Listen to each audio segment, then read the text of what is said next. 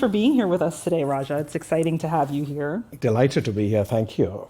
You are the Chief Marketing Officer for MasterCard, which is a fintech company, as we all know. But the way that you and your team position MasterCard out in the world is far different from what I think anyone would expect from a fintech company in terms of the way it looks and the things you care about. And I know a lot of this has to do with your philosophy around marketing. And so would you share a little bit to start about the way you approach marketing, the way you think about it? So when I look at marketing, why does it even exist in companies? So there are three reasons. Number one, it is the manifestation of everything that the company stands for, its values, which all get embodied in the brand. So it's about brand building, nurturing the brand, protecting the brand. That's the first one. Second, to advance the business, because we are not at the end of the day just a creative function that makes the brand look good. It has to make a difference to the business. That's number two. And third, with all this intense competition that is so widely prevailing, how do you establish platforms that will differentiate your brand, differentiate your company, and keep it ahead of the game? So these are the three primary reasons why marketing exists. But the way I look at marketing is also a little different in the sense that it's not only doing something good for your company, but it also does something very good for the society. So we call it doing well by doing good, or marketing is not just a force for growth, but it is also a force for good. And that really changes the entire texture through which you look at marketing, and the kind of difference it can make is absolutely fascinating. And I know you published a book called Quantum Marketing, Yes. which sort of encapsulates a lot of this. So how do you define that term, quantum marketing? See, it's fascinating. If you look at all the theories and principles of marketing, they were formed more than 6 decades back. At the time, there was no social media. There were no mobile phones. There was no internet. Forget about artificial intelligence. And one of my quests had been to say that when marketing rules were formed then, the theories and the principles, are they so timeless that they remain constant with all the changes happening? Or are they actually going to change? And that led me down this whole discovery where I said, actually, the principles which were done there are not like magnetism or electricity, which don't change with time, but they actually have to be changed in the context of marketing.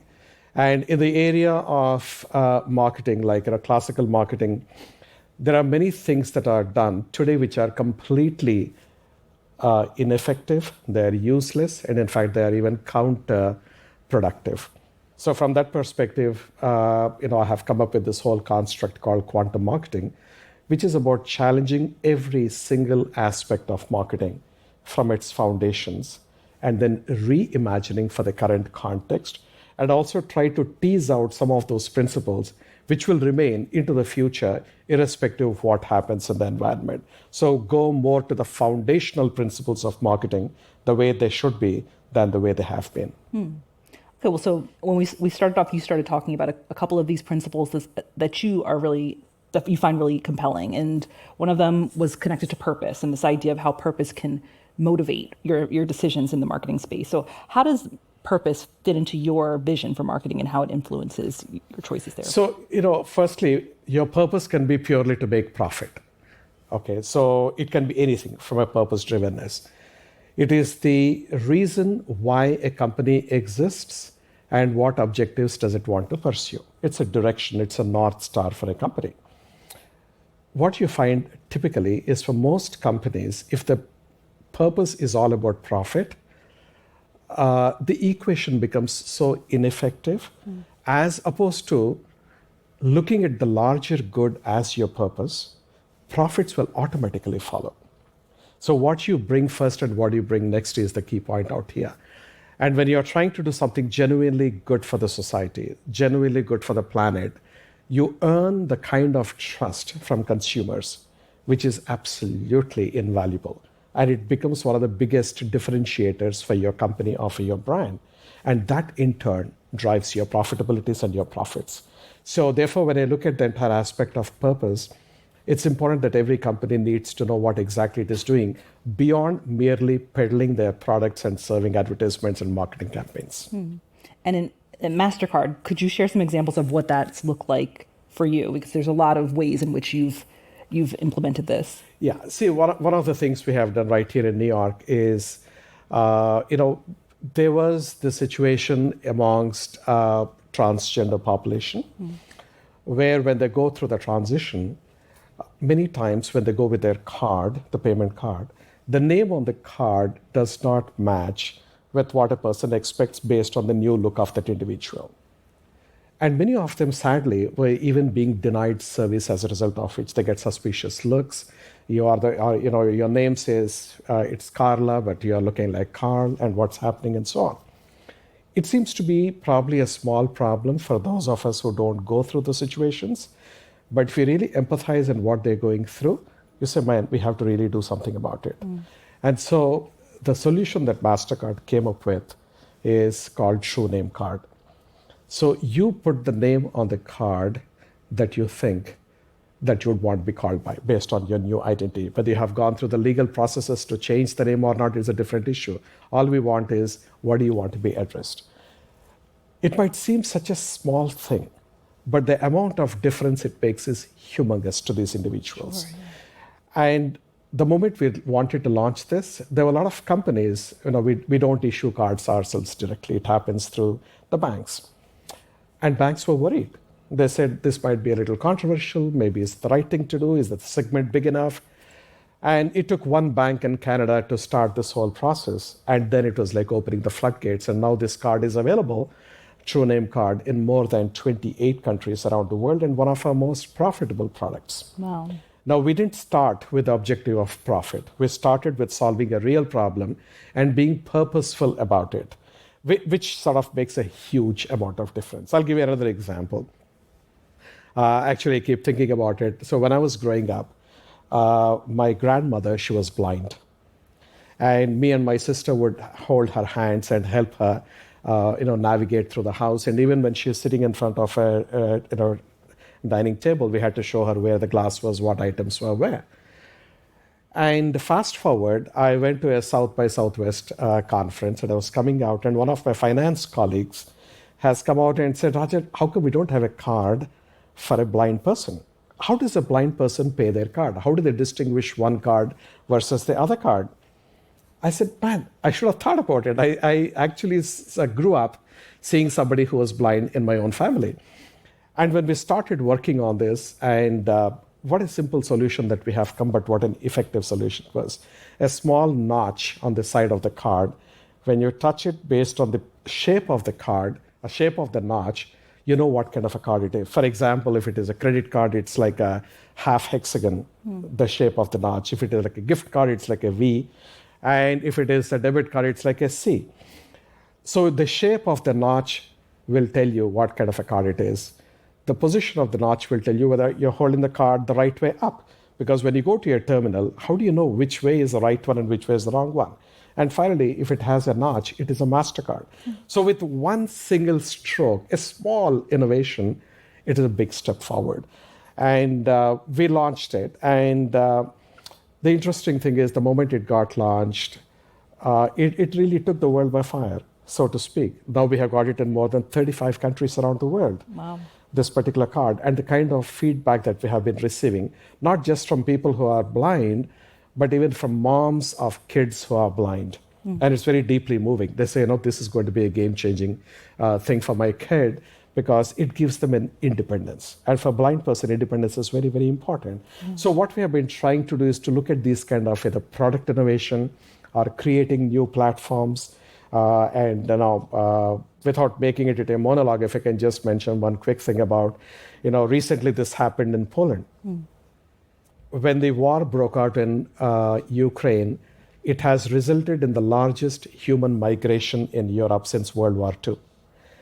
And these people, they were all flooding the country, away from their country, and getting most of them into Poland. And Poland as a system and infrastructure was getting totally overwhelmed. And it was getting very chaotic because people are all over the place, they don't have opportunities, and so on. So what we did was a brilliant solution, I would say, even if I have to say it myself. The point is, this solution is a simple app that is powered by AI. It asks the refugee coming from Ukraine, tell us something about yourself, your educational background, or your experience, your qualifications, the kind of job you're looking for, the family size, the situation of your kids, and so on. Based on that, it will identify opportunities in the entire country and tell you in this small place, whether it is Krakow or Poznan, wherever, there are 3 jobs available that you can apply straight from this particular app. This is the compensation you can expect. This is the cost of living that you have got. This is the kind of schooling for your kids and so on. And you can also search real estate right through that app. What happens is in one single small app, you have really helped this person find opportunities and land with the right opportunities. Now, the beauty is 1 out of 5 Ukrainian refugees who settled in Poland settled using this app. So much so that the government of Poland said this is the app that they would like to adopt as their own. And equally, United Nations Security Council has invited MasterCard to go and talk about how there could be public-private partnerships that will tackle the migration crisis that's happening around the world. So when you start doing these kind of things, on one hand, it's profoundly meaningful, fulfilling, and gratifying to the employees of the company, but also it does make a difference, competitively speaking, because your brand, people will start loving it. Well, that's extraordinary. And I think one thing that's really interesting, too, is it's clear how this can be applied to companies, but there's also ways in which you can take this learning, these thoughts, and apply them to yourself as an individual and sort of how you think about marketing yourselves. And so in these last few seconds, if you could share a little bit about how you might be able to apply some of this to on the individual level. See, I think an individual, I actually talk about the other way around, which I normally say is, imagine a company to be a human being. What would you want this human being to be known? What should be the name? What should be the personality? How should they dress? How should they conduct themselves? And so on. What you're asking is the exact opposite of it, which is also a very valid thing. If you're an individual, how would you go about marketing yourself, right? Time and again, it has come very clearly to light that simply having the best product will not make you a market leader. You should know how to market yourself. You should market yourself based on authenticity, meaning you cannot fake it.